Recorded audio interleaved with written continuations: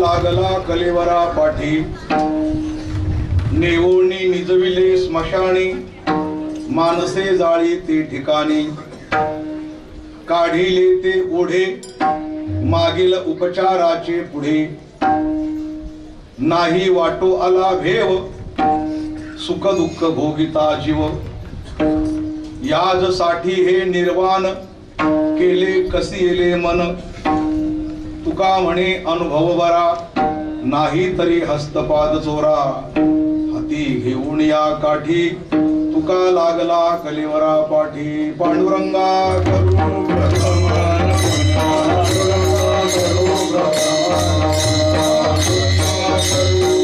अभिनव अद्वैताचं शेवटचं टोक दर्शवणारा सुंदर चिंतनीय असा अभंग आहे. भंडाऱ्यासारख्या पवित्र ठिकाणावर हरिभक्त परायण एकनाथ महाराज गोळेसर यांच्या नेतृत्वामध्ये आपण खूप मोठा सत्संग करत आहात. या सत्संगापुढे असं म्हणावं लागेल की त्या षष्टीला नाथ षष्टी करून टाकलं. नाथ षष्टी, कारण पहिली ती अनाथ होती. पहिली ती अनाथ होती, नाथ महाराजांनी तिला नाथ करून टाकलं, ती झाली नाथ षष्टी. म्हणजे संत ज्या तिथीला जातात, ज्या दगडावर बसतात, ज्या गावात वास्तव्य करतात, ज्या खांबाला पाठ लावतात, काय काय म्हणावं हो सगळं पवित्र करून जातात, सगळ्यांना महत्व प्राप्त करून देत जातात.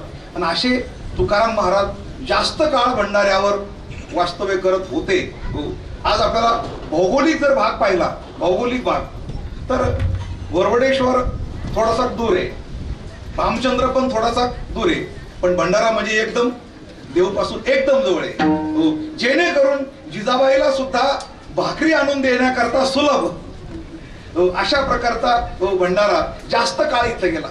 याजसाठी वनांतरा जातो सांडोलिया घरा, माझे दिठावेल प्रेम अन बुद्धी होईल निष्काम, अद्वैताची वाणी नाही ऐकत मी काणी. तू का म्हणे अहम ब्रह्म आणि आड येऊन येते भ्रम. तो नकोच आम्हाला भ्रम ब्रह्म ब्रह्म म्हणून.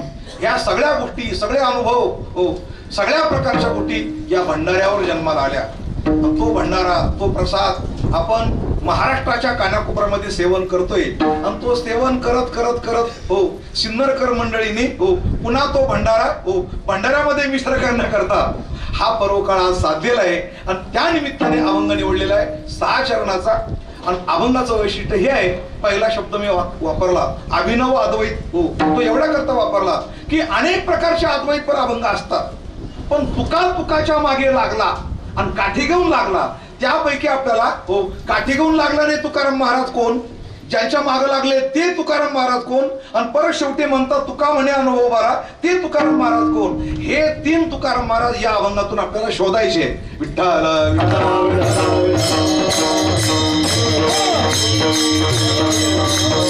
ज्यावेळेला संत असं म्हणतात ना, नामा शिंपे नामा शिंपे, अभंग कोणाचा?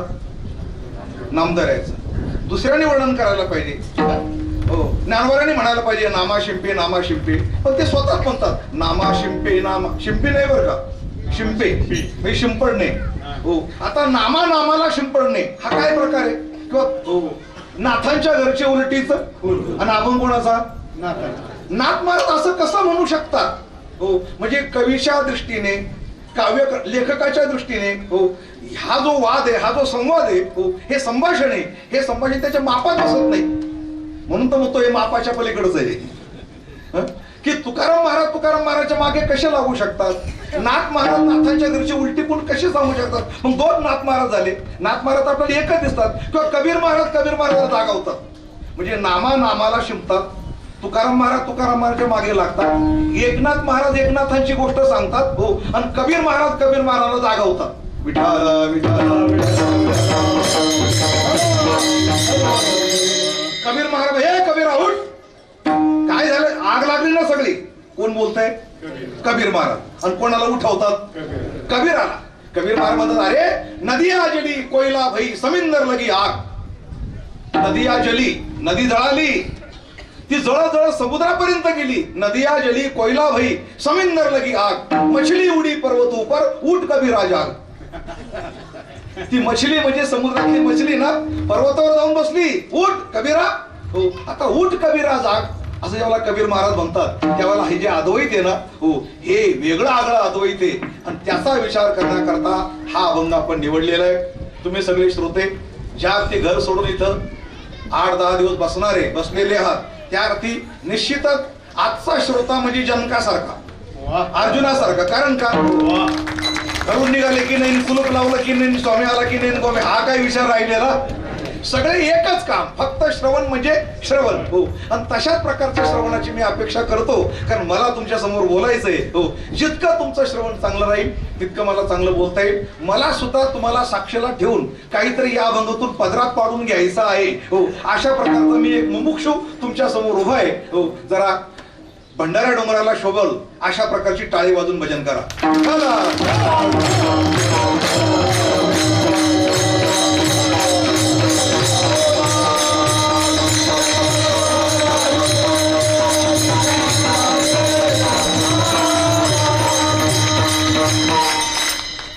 हा अभंग आपल्याला काय दर्शवतोय? स्वतःकडे पाहणं, स्वतःला ओळखणं, स्वतःशी संवाद करणं, स्वतःला मापणं, म्हणजे स्वतःचं माप काढणं. आणि ते सगळं तुकाराम महाराजच्या अभंगात पाहायला मिळतं. तुकाराम महाराजांनी आपलंच माप काढलं स्वतःच. आता आपण लोकांची माप काढतो, कोण किती पाण्यात. तुकाराम महाराज म्हणतात तुका आकाशा एवढा. अभंग कोणाचं आहे?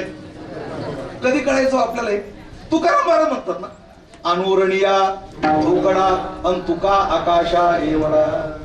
मला तर वाटतं या तुकाराम महाराजच्या अभंगाकडे तर नंतर वळू, पण हा डोंगर, हा परिसर, या परिसरात असलेली ऊर्जा, हो, या कणाकणामध्ये असलेलं दिव्यत्व आणि या दिव्यत्वाचा, या ऊर्जेचा विज्ञानाशी असलेला संबंध, अशा प्रकारची दृष्टी ठेवून हो, आणि डॉक्टर अब्दुल कलाम सारखे माणसं पुन्हा जन्माला आले पाहिजे आणि त्यांनी या मातीचा, या ऊर्जेचा विज्ञानाशी, अध्यात्माशी काय संबंध आहे हो, तो संबंध शोधून काढला पाहिजे.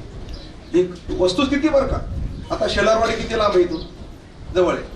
रात्री कीर्तन झालं, मुक्काम झाला हो, आणि सकाळी त्या ठिकाणी एक महात्मा बिचारा टाळी वाजून हो, जोराने टाळी वाजवत होता. मग ते महत्वच काय, त्यांचं महाराज ही टाळी जी आहे ना, जर अशी वाजली तर त्याच्यामध्ये आरोग्यशास्त्र आहे फार मोठे, टाळी वाजवा आरोग्य मिळवा. मग चर्चा झाली म्हणजे महाराज आता हे गाव आमचं उठणार आहे म्हणजे का बरं, म्हणजे इथं फार म्हणजे आता मागे डॉक्टर APJ अब्दुल कलाम येऊन गेले आणि त्यांनी ही जागा हो ज्यावेळेला संशोधन केली भौगोलिक दृष्ट्या पृथ्वीवर कुठली जागा कशी आहे ती, तेव्हा त्यांच्या लक्षात आलं की या जागेवर एक सुंदर अशा प्रकारची मिसाईल, की जी मिसाईल इथून उडाल्यानंतर हो चीन, पाकिस्तान, अफगाणिस्तान हे सगळे देश टप्प्यामध्ये येऊ शकतात मिसाईलच्या.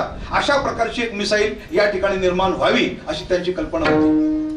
आणि इथंच का, तर त्यांनी सांगितलं की ही जी जागा आहे शेलारवाडी म्हणजे हा जो परिसर आहे हो, ही जागा जगातल्या कोणत्याही रडारवर दिसत नाही, त्यामुळे अशा प्रकारची मिसाईल तयार होऊ शकते. मला मिळालेली माहिती बरं का, आता ते कधी स्थलांतर वेळ वगैरे बघे हो, तर मी तेव्हा विचार केला म्हणजे जागेचा, भूगोलाचा हो आपल्या अध्यात्माशी काही संबंध आहे का हो, आमचा हा शोध असतो हो.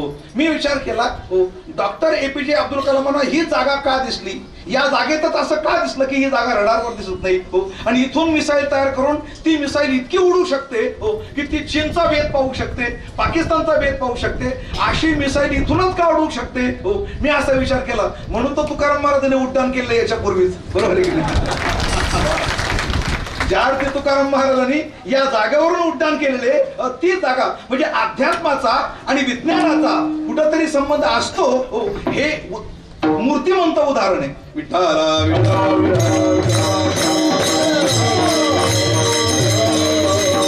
ज्या जागावरून तुकाराम महाराजांनी उड्डाण केलं आणि तुकाराम महाराज पुढे सहित झाला कळीच्या काळामध्ये. प्रयाण काळी देवे विमान पाठविले, प्रयाण काळी देवे विमान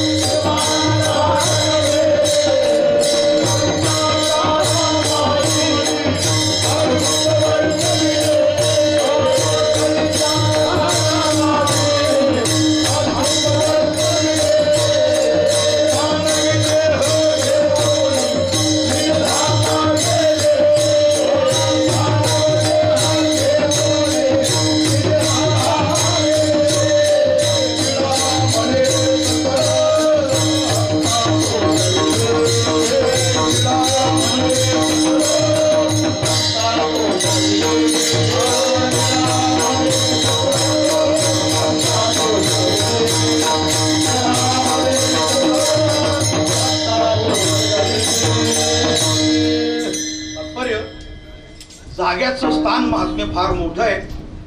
त्यातली ऊर्जा, त्या ऊर्जेचा अध्यात्माशी, विज्ञानाशी संबंध, ही सांगड घालणारी माणसं, नव्याने विचार करणारी माणसं जन्माला आले पाहिजे. आपण काय करतो माहितीये का, आनंद भोगतो सोडून देतो, आनंद भोगतो आणि ती गोष्ट सोडून देतो हो. पण हे बाहेरचे जे लोक आहे ना, ज्याने आपलं तंत्रज्ञान चोरलेलं आहे हो, वेद उपनिषद, ते हो शेड्याला शेडा लावतच राहतात, ते चूप बसत नाही कधी. फार वर्षापूर्वी राकेश शर्माने सांगितलं होतं की म्हणे हो की अंतराळामधून पृथ्वीपासून 338 किलोमीटर उंच हो ज्यावेळेला ते उपग्रहाच्या माध्यमातून वर गेले, पाहिलं सगळं, त्यावेळेला त्याने असं सांगितलं होतं की पृथ्वीवर 2 ठिकाणी कुठंतरी चमकतंय, म्हणजे अशी ऊर्जा आहे हो, चमक आहे, चमक अशी फोकस दिसतात म्हणे. आता ही गोष्ट हो अख्ख्या जगाला माहीत झाली. आजही तुम्ही नेटवर जर काढलं, राकेश शर्मानी अंतराळातून लावलेला शोध हो, आणि त्या शोधातून काय काय मिळालं ते आजही नेटवर तुम्हाला दिसू. पण आपण गेलो राकेश शर्मा आपलाच होता, इंदिरा गांधीने कौतुक केलं, सोडून दिलं, पण अमेरिकेने ते सोडलं नाही हो, कारण ते नासाच्या माध्यमातून शोध करत राहिले ते. मग त्यांनी त्या शोधाचा पाठपुरावा केला. पाठपुरावा फार महत्वाचा आहे, आपण इथे चर्चा करू पण ते सोडून देऊ आपण, पण पाठपुरावा फार महत्वाचा आहे. मग त्यांनी त्याचा पाठपुरावा केला पुन्हा उपग्रहाच्या माध्यमातून त्यांना शोध करता करता मागच्या शोधावर आधारित आणखी एक चमत्कार दिसला. काय की म्हणजे पृथ्वीवर अशी एक जागा आहे की जी जागा ज्या जागेवर उपग्रहाच्या माध्यमातून वरून फोकस टाकल्यानंतर एक जागेवरून किरण परावर्तित होतं. आपण नाही का बॅटरीवर बॅटरी मारली किंवा काचावर बॅटरी मारली तर ती किरण परावर्तित होत ना, अशी एक पृथ्वीवर जागा आहे. हा दुसरा शोध लागल्यानंतर त्यांनी अशी जागा कुठं असायला पाहिजे. ज्या वेळेला त्यांनी शोध घ्यायला सुरुवात केली की पृथ्वीवर अशी कोणती जागा आहे की ज्या जागेवरचं किरण परावर्तित होतं. मग शोध करता करता ज्या वेळेला ते आले आशिया खंड, भारत, मग महाराष्ट्र, मग पुणे जिल्हा, मग आळंदी इथपर्यंत आले ते. आणि मग त्यांनी आळंदीला आल्यानंतर आळंदीच्या प्रत्यक्ष माऊलीच्या मंदिरात जाऊन आणि दर्शन करून एकांतामध्ये काही मशिनी आणून त्या समाधीवर ठेवून मग त्यांच्या लक्षात आलं की हीच ती जागा आहे की ज्या जाग्यावर किरण परावर्तित होतं. अशा प्रकारची ऊर्जा जगात कुठंही नाही, ती फक्त माऊलीच्या समाधीमध्ये आहे. तिथून हा फोकस.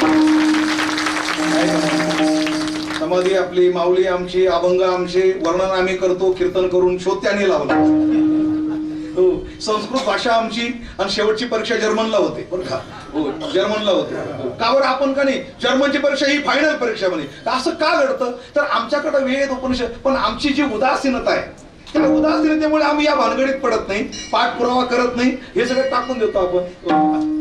दोन्ही गोष्टी अतिशय महत्वाच्या बरं का, अतिशय महत्वाच्या. मला वाटतं आता पुन्हा नव्याने जर असे वैज्ञानिक तयार झाले ना, आता ते तर गेले, डॉक्टर APJ अब्दुल कलाम गेले पण जाता जाता बरंच काही देऊन गेले. जाता जाता ते आयुष्यभरामध्ये इतके बिझी असायचे की त्यांना लग्न करायला वेळ भेटला नाही. एकदा म्हणे लग्नाची तारीख ठरली, मुलगी पाहिली, तारीख ठरली, सगळं ठरलं आणि ज्या दिवशी लग्न ना त्यांना सगळे वैज्ञानिक सांगायला, सर आता तुम्हाला निदान कमीत कमी 8-10 तास तरी बाहेर काढावं लागेल, तुम्हाला याच्यातून या डोकं बाहेर काढावं लागलं. ते म्हणे अरे पण मी तर असं अडकलोय म्हणे, या क्षणाला जर मी यातून बाहेर पडलो ना बरं का तर माझं हे काम अर्धवट राहून जाईल. मग काय मी नाही बाहेर पडू शकत, मला हे माझा जॉब पूर्ण करायचा आहे. शेवटी काय झालं माहिती का, लग्न कॅन्सल झालं. त्याला ही तारीख नंतर पुन्हा 2 वर्षानंतर लग्न ठरलं, तारीख ठरली, पुन्हा अशाच एका जॉब मध्ये ते अडकले आणि पुन्हा म्हणे मी यातून बाहेर पडू शकत नाही कारण हे फार महत्वाचं आहे. शेवटी तेव्हा सुद्धा लग्न कॅन्सल झालं. शेवटी त्या माणसाला आपल्या देशाकरता लग्न करायला वेळ भेटला नाही. त्याचं नाव डॉक्टर APJ अब्दुल. आणि ते जर नसते तर आता जे काल परवा घडलं ना, काय घडलं, आपल्यावर नजर ठेवणारा चीनचा किंवा अमेरिकेचा जे उपग्रह आहे, 7 उपग्रह, भंडाऱ्यावर काय चाललंय आणि भामचंद्रावर काय चाललंय, किती माणसं बसले, तुमच्या खिशात काय ते वरून पाहतात.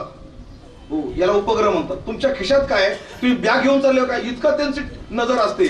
आणि एवढी जर नजर असते तर कधी पण आपल्या गुप्त गोष्टी त्यांना कळतात, कळू नये एवढ्या करता. जसं अटल बिहारींनी त्या काळामध्ये चाचणी केली आणि परमाणु बॉम्बचं परीक्षण करून डॉक्टर APJ अब्दुल कलाम आणि अटल बिहारी दोघांनी मिळून आपला भारत देश अमेरिकेच्या मांडीला मांडी देऊन बसेल असा नेऊन ठेवला शस्त्रास्त्र. पण त्यानंतर आता पुन्हा आपल्यावर ज्या उपग्रहाची टेळणी होते ना, भारतात काय चाललंय, कुठं चाललंय, मोदींच्या काळामध्ये माणूस मानसिकता भक्कम असली पाहिजे. वैज्ञानिकांनी सांगावं आणि पंतप्रधानांनी हो म्हणून सांगावं, चला आम्ही तुमच्या पाठीमागे. शेवटी त्या उपग्रहाला नष्ट करण्याकरता भारतात एवढी हिंमत होती, फक्त 3च मिनिटांमध्ये तो उपग्रह उडून टाकला. आज आपण सुद्धा जगातले 4थे वैज्ञानिक अलग लक्षामध्ये अमेरिकेप्रमाणे आणि चीनप्रमाणे झाले. एक अटलजीच्या काळामध्ये झाले आणि दुसरे नरेंद्र मोदीच्या काळात झाले.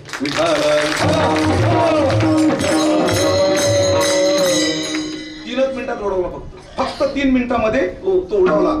आज आपण सुद्धा अशा प्रकारचे आणि उपग्रह आकाशामध्ये ठेवून जगावर नजर ठेवणारे झालो. दृष्टी फार महत्वाची आहे ना. जशी तुकाराम महाराजांकडे दृष्टी आहे, माऊलीकडे दृष्टी आहे. दृष्टी कशी असली पाहिजे. माऊलींनी गणपतीचं वर्णन केलं पण सगळं वर्णन करून झाल्यानंतर शास्त्रकार कुठं, पुराण कुठं, कमराला काय, कोणते म्हणजे अंगावर भूषण काय, आभूषण काय, हे सगळं सांगून झाल्यानंतर म्हणतात मज अवगमलिया धोणी आणि मीमांसा श्रवणस्थानी जे बोध मदामृत मुनी आली श्री. मज अवगमलिया धोणी म्हणजे काय, शास्त्र तर सांगून झाले होते ना. देखा षडदर्शने मणिपती.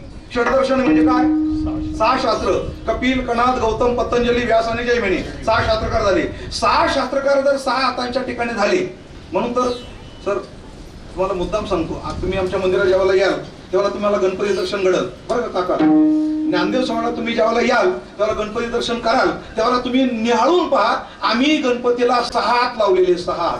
हो, कारण आमच्या डोक्यातला गणपती हा माऊलींचा गणपती, जे खा षडदर्शने मणिपती. षडदर्शन म्हणजे 6 शास्त्रकार. हो, आणि असे 6 जर गणपतीचे झाले, वर्णन करून झालं तर पुन्हा माऊली म्हणतात मज अवगमली या दोन्ही आणि मीमांसा श्रवण स्थानी. आता या 2 मीमांसा आणखी कुठून आल्या? 6 शास्त्रकार तर त्या गेल्या, 2 मीमांसा म्हणजे पूर्वमीमांसा आणि उत्तर मीमांसा, पण त्या 6 मध्ये गेल्या ना, नवीन कुठून आल्या? हो, तर माऊलीला असं म्हणायचंय कमीत कमी या 2 मीमांसाचं श्रवण केल्याशिवाय राहू तुका म्हणे नेनो युक्तीची खोली आहे ना. हो, मनोनी ठेवली माऊलीची नजर येते. माझा अवगमली या दोन्ही, मला 2 मीमांसा गणपतीच्या श्रवणाच्या ठिकाणी दिसतात.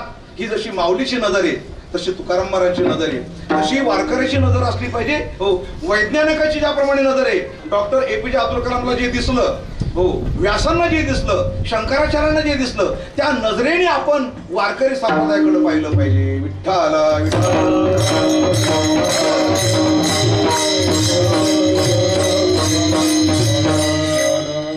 नजर अशी असावी लागते बघा, जशी किराणा दुकानदाराला नजर असते. एखादं मैदान पाहायचं तर कोणत्या नजरेने पाहावं? भारत आहे. हो, ज्ञानोबा तुकोबारायांचं वाङ्मय. आपली नजर कशा प्रकारची असायला पाहिजे? तर अशा नजरेने जेव्हा आपण पाहू त्यावेळेला वारकरी संप्रदायाची जी उंची आहे, हो, ती आपल्याला कळेल. भगवान करो तुमच्या सर्वांना ती नजर तुकोबाराच्या वाङ्मयातून प्राप्त हो. आपला विषय हा चालला की तुकाराम महाराजांनी, हो, स्वतःला मापलं. काय म्हणाल? तुका आकाशा. स्वतःला मापलं, स्वतःला पाहिलं, स्वतःला पाहिलं, स्वतःला मापलं. हो, स्वतःला जागवलं, स्वतःला ओळखलं. अलग लक्षामध्ये. हो, आणि स्वतःला ओळखत असताना या अभंगाचा जन्म झाला. हो, काठी घेऊन कधी माणूस टाकतो? राग आल्यानंतर. मग राग कोणाचा यावा?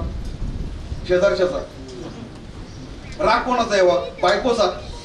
राग कोणाचा यावा? तुकाराम महाराजांना स्वतःचाच राग आला. विठाला विठाला. नाटाच्या अभंग पाहा ना, तुकाराम महाराजांना स्वतःचाच राग आला. तुकाराम महाराजांनी रागारागाने स्वतःलाच मारलं. तुकाराम महाराजांनी रागारागाने स्वतःची जिरवली. आहे ते निवेदी सर्व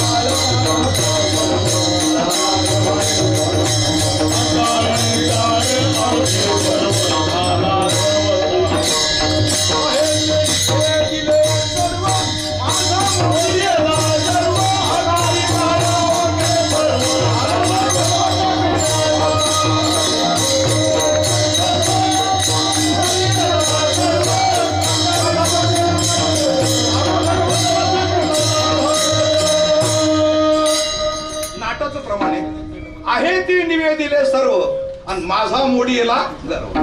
खरं सांगा, तुम्हा आम्हाला दुसऱ्याचा गर्व मोडल्यानंतर आनंद होतो का? आपला गर्व हीच तर गंमत आहे. दुसऱ्याचा त्याचा ना जिरवलीच म्हणे त्याची. तुकोबारा म्हणतात त्याची काय जिरवतात? याची जिरवली, त्याची जिरवली, आणि तुझी कोण जिरविल? याला नाट. म्हणून नाटाचे अभंग पाहिल्याशिवाय कीर्तनकार तयारच होऊ शकत नाही. नाट 61 नाटी पहा. हो, तोपर्यंत जी अपूर्णता आहे ना जीवनातली ती कायमची. अहो, स्वतःला पाहणं म्हणजे काय? सगळे प्रमाणात आहे. तुकाराम महाराजांनी स्वतःला पाहिलं तर विषय बदलेल, पण अभंगावर यायला वेळ लागल. शेवटी मर्यादा आहे आपल्याला. आपल्याला काय 7 दिवस बोलायचं नाही, एका कीर्तनात विषय संपवायचा आहे. त्यामुळे हो, एवढाच विषय पूर्ण करू आपण. कोणता? हो, मी माझी स्वतःची जिरवली आहे ते निवेदिले सर्व आणि माझा मोडीला. स्वतःची स्वतः का जिरवली? स्वतःचा अहंकार का मोडून टाकला तुकाराम महाराजांनी? तो का तुकाराम महाराज स्वतःच्या मागे लागले? का तुकाराम महाराजांना स्वतःचा राग आला? राग यावा माणसाला, काहीतरी उन्हा असलं तर राग यावा. ध्यानात ठेवा, आपल्या आतमध्ये सगळे आहे. काम आहे, क्रोध आहे, लोभ आहे, दंभ, अहंकार सगळे आहे. ही आतली सिस्टीम आहे बरं का. म्हणजे इतर लोकांना कळण्याकरता मी सिस्टीम शब्द वापरतो. ही बाहेरची सिस्टीम जी आहे ना, हा स्थूल देह आहे. हो, पंचीकृत महाभूत संभवम कर्म संचितम, हो, शरीर सुख दुःखानाम भोगायतन मुच्यते, असं पंचदशीमध्ये सांगितल्याप्रमाणे, हो, की पंचीकृत, हे पंचीकृत आहे पंचमहाभूत. पण याच्यामध्ये एक दुसरी सिस्टीम आहे. हा डोळा आहे ना, हो, आतल्या शरीराला एक डोळा आहे, डोळ्यात डोळा, कानात कान, मनात मन, प्राणात प्राण, पायात पाय, हातात हात, सगळ्या आतली एक सिस्टीम मध्ये. हो, हे डोळे फक्त पाहण्याचं साधन आहे, खरा डोळा आतमध्ये. तेव्हा आतमध्ये 17 तत्वाचं शरीर आहे. हो, ती एक सिस्टीम आहे. हो, आणि ती सिस्टीम जरा बिघडली होती. आतली सिस्टीम 17 तत्वाची आहे, पंचप्राण मनोबुद्धीर दशेंद्रिय समन्वितम. हो, त्यात पंचप्राण आहे, मन आहे. हो, खरे तर सगळे आतमध्येच बसलेले सगळे. तुम्ही काय करताय? तुम्ही काहीच करत नाही. तुमचे पाय म्हणजे काय, नुसती फौज आहे. हो, काय दिल्या सांगितला कामाची, दिल्या भाकरीची. स्थूल शरीराचं म्हणजे काय? स्थूल शरीर म्हणजे टायर आहे. हे शरीर म्हणजे काय, सगळं दिसतंय काय, टायर आहे. पण याच्यामध्ये, टायरच्या मध्ये काय राहते? ट्यूब. आणि ट्यूब मध्ये काय राहते? 3 झाले ना. स्थूल शरीर म्हणजे टायर, सूक्ष्म शरीर म्हणजे ट्यूब, हो, आणि कारण शरीर म्हणजे हवा. महत्वाची काय? हवाच महत्वाची. तेवढे गेले की काय करतात टायर, ती महत्वाची. हो, मग तुकाराम महाराजांना आतल्या सिस्टीम बद्दल, कारण काय, खूप दिवस झाले, ती सिस्टीम जुनी झाली. काही पार्ट घसून जातात आणि काही पार्ट घसले मग इकडं बिघडलं तिकडं बिघडलं, बॅलन्स घसरतो ना, है ना. हो, ब्रेकची गरज चढायला असते का उतारायला असते? हा, उतारवाय झालं की सगळे बरेच पाठ निकामी होतं बरं का. वृद्धस्य तरुणी विषम, शंकराचार्य काय म्हणतात, चाणक्य, वृद्धस्य तरुणी विषम. म्हातारपणामध्ये माणसं घसरतात. अलग लक्षात. 75व्या वर्षी लग्न. किती नाही, नाव नको सांगायचं. दिग्विजयशी जाऊ द्या, काय हरकत. हो, अरे 75व्या वर्षी लग्न, ते लग्न करायचं वय असतं का? उतार व्हायला ब्रेकची गरज असते. ही जी आतली सिस्टीम आहे ना, हिच्यामध्ये जे बसलेले आहेत ना, हो, हे कधीच म्हातारे होत नाही. माणूस म्हातारा होतो, मन म्हातारा होतं का? कारण महाराजांना याचा राग आला होता. राग यावा कोणाचा? आतल्या सिस्टीमचा राग आला होता. हे आतमध्ये बसलेले, तुम्हाला त्याची नावं सांगतो बघा. ते तुमच्या जवळ आहे, माझ्या जवळ आहे, सर्वांजवळ राहतात. नुसते नावं सांगत नाही, आडनावासहित सांगतो. चालेल ना? ऐका. दंबाजी शेटे, कामाजी महाजन, मणिराम देशमुख, ममताई देशपांडे, कुतरकाजी खिदमतदार, लोभाजी मेत्रे आणि क्रोधाजी नाईकवाडी ऐसे हरामजादे फार आहे. हरामजादे नाव काय दिलं त्यांना? हो, तू हे शब्द तुमच्या तोंडात येतात कसे? अहो, नाथ महाराजांनीच गायले ते. तर माझ्या पुढे नाथ महाराज बसलेले. 2 नाथ सांगितले ना मग अशी. आता तिसरे एकनाथ महाराज, ते पण त्याच्यामध्ये ऐसे हरामजादे फार आहे. आता हे हरामजादे करतात काय? राग यायचं कारण तुम्हाला सांगतो. काठी कोणाच्या मागे लागतो? राग आल्याशिवाय काठी कोणी लागतं का पाठीमागं? नाही. अभंगाची भूमिका महत्वाची. हो, राग काय येतो म्हणताना, या लोकांनी आतमध्ये बसून चांगले कामं करायला पाहिजे का वाईट कामं करायला पाहिजे? चांगल्या करता. अहो, ईशनिर्मित आहे. काम क्रोध काय तुम्ही आम्ही निर्माण केले नाही, ते ईशनिर्मित आहे. बरोबर आहे ना? आणि जे ईशनिर्मित आहे, कोणतीही ईशनिर्मित गोष्टी, कोणतीही ईशनिर्मित वस्तू ही चांगल्या करता असते, वाईटा करता नसते. मग यांनी चांगलं करावं का वाईट करावं? हे काय करतात माहितीये का? आता प्रत्येकाचं विश्लेषण करतो. पहिलं काय सांगितलं तुम्हाला? दंबाजी शेटे, कामाजी महाजन, मणिराम देशमुख. हो, प्रत्येकाचे नाव आहे. हो, प्रत्येक वेळेस थोडं थोडं बोलतो. आता दंबाजी शेटे. दंबाजी शेटे काय करतो माहितीये का? दंब माहिती आहे बघा. याला म्हणायचं उशिरा येतो, सर्वात पुढे येतो. हो, सर्वांनी पाहावं अशी अपेक्षा राहते त्याला. मी आलेलो, सर्वांनी पाहावं कीर्तनामध्ये आल्यानंतर, असं त्याला वाटतं. त्याला दंभ. माऊली म्हणतात, हो, जी सत्याचा भोकसा काढिला, असत्य तृणकुटा भरिला, आणि तो दंभ अरुणविला लोकी ती. अशा प्रकारचा दंभ. दंभाबद्दल नाथ महाराज काय म्हणतात माहिती का? हो, दंबाजी शेटे कचेरीत येऊन जोम धरून बसतो आणि मणिराम देशमुख आपले काम परभरीत करून घेतो. आता मणिराम देशमुख माहिती?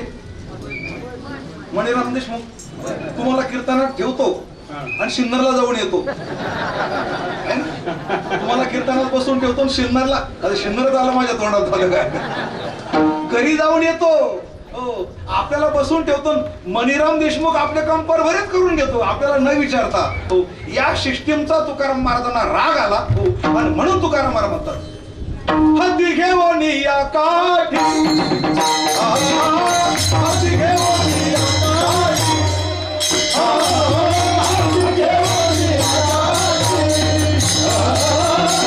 या काठी, हत्ती घेऊन या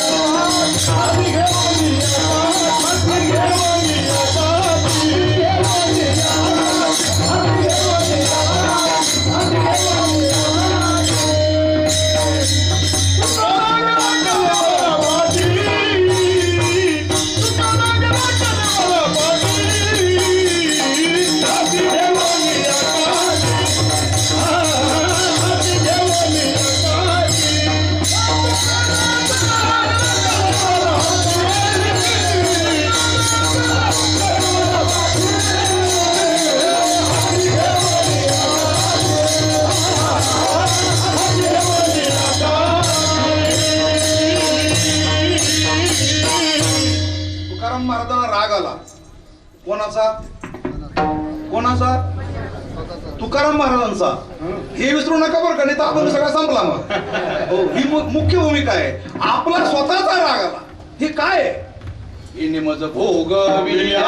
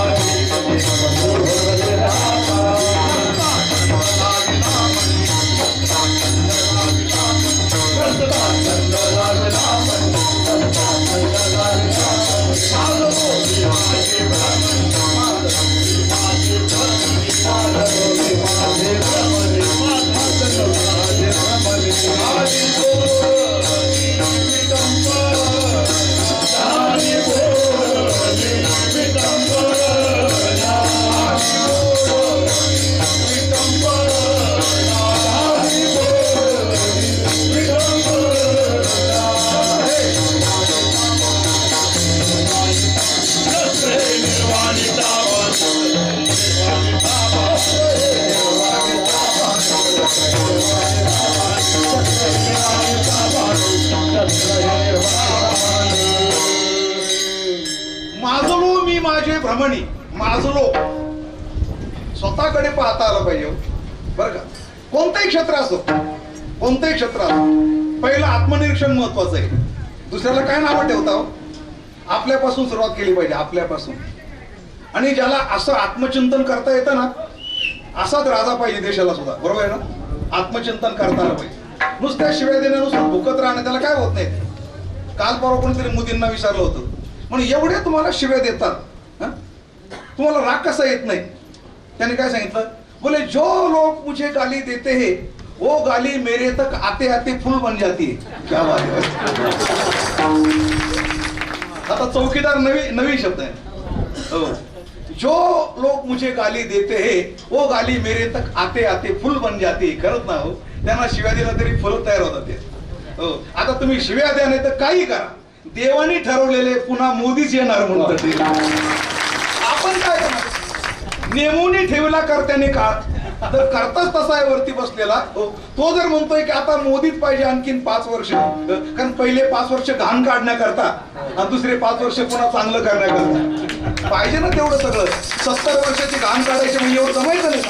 अध्यात्म, मला अध्यात्म सांगायचं. त्या माणसाची अध्यात्माची भूमिका एवढी पक्की आहे ना, कीर्तन करायला सुचायचं नाही एवढं. हो, मीडियाला चूप बसून टाकलं. 3 मीडियावाले एका जला प्रश्न विचारला. 3 मीडियावाले, एक संपलं की दुसरा संपलं की तिसरा. हो, सगळ्यांना पुरून उरल्यानंतर परत चर्चा किती करायची हे मीडियाच्या हातात नाही, यांच्या हातात. हे बोलतील तोपर्यंत टाइम चालू. हे जर म्हटले बस आम्ही बसो काय कल देखेंगे, बरं काय हरकत नाही. काय काय कमांड आहे मीडियावर, कमांड, टायमिंगवर कमांड. हो, एका मीडियाने विचारलं, लोक गाली देते आपको दुःख नाही होता है? त्याने सांगितलं, जो लोग हमें गाली देते हैं, जो लोग हमें पत्थर मारते, वो पत्थर हम सब जमा करते, उसकी माला बनाते और उनके गले में पेन देते और हम काम करते रहते. म्हणजे या अध्यात्माची प्रत्येक भाषणामध्ये काहीतरी अध्यात्म असतं. स्वतःला पहा, स्वतःचं निरीक्षण करा. हो, स्वतःचं मूल्यमापन करा. हो, आणि जमलं तर स्वतःचा राग येईल अशा प्रकारच्या स्वतःच्या चुका शोधून काढा. विठ्ठल विठ्ठल.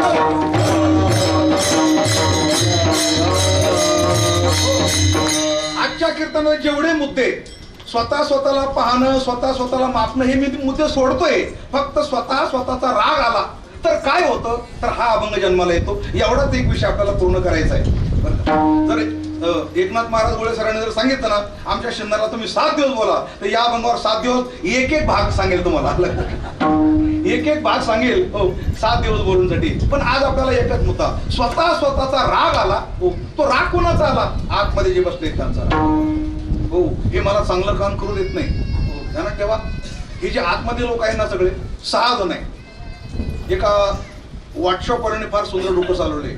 हल्ली व्हॉट्सअप म्हणजे ग्रंथच येतो एक प्रकारचा, पण चांगलं घेता आलं तर. त्याने काय सांगितलं, 6 जो धारण करतो तो साधारण, 6 धाकात ठेवतो तो साधक, 6 धुवून टाकतो तो साधू, आणि 6 अंत करतो तो संत. साधारण म्हणजे 6 धारण करतो तो साधारण. आता 6 धारण करायचे का 6 धुवून टाकायचे का 6चा अंत करायचा? तर 6चा अंत करावा. सहाना धुवून टाकावं किंवा सहाना धाका ठेवावं. रंगनाथ गुरुजींचं वाक्य बरं का. काम क्रोध डोही जड तो संसारी आणि काम क्रोध धाकात तो साधक.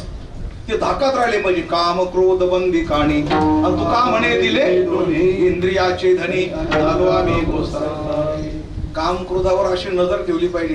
कारण हे काय करतात माहितीये का, आतमध्ये बसून चांगल्या माणसाला वाईट करून टाकतात. वास्तविक पाहता कामही वाईट नाही, क्रोधही वाईट नाही आणि लोभ पण वाईट नाही. हे सगळे असायलाच पाहिजे. मी आधी सांगितलं ते ईश्वर निर्मित आहे. त्यामुळे ते आपल्या हरिभक्तपरायण विठ्ठल महाराज घुले सांगायचे बघा, ते आपल्या अंतःकरणाचे धर्म आहे. काम क्रोध लोभ मत्सर हे आपल्या अंतःकरणाचे धर्म आहे. आता पाणी कधी द्रवता टाकून राहील का, पृथ्वी कधी घट्टपणा टाकून राहील का, अग्नी कधी उष्णता टाकून राहील का, वायू कधी चपळपणा टाकून राहील का, आकाश कधी पोकळी टाकून राहील का, राहणारच नाही. तसं आपण सुद्धा काम क्रोधाला टाकून कधी राहू शकत नाही. ते कायमचे राहणार आहे. फक्त त्यांचे जे धर्म आहे लक्षात, त्याचे जे स्वभाव आहे ते बदलले पाहिजे. म्हणजे सुगंधाचा म्हणजे दुर्गंधाचा सुगंध झाला पाहिजे. ते जे पॉइंट टोचणारे आहेत ना ते गुलाबाच्या फुलासारखे झाले पाहिजे. आतमध्ये दुर्गंधाचा सुगंध झाला पाहिजे. आणि जे प्रतिकूल आहे ते अनुकूल झाले पाहिजे. काम योग्य ठिकाणी वापर करा. क्रोधाचा जपून ठेवा. क्रोधाला असं जपून ठेवा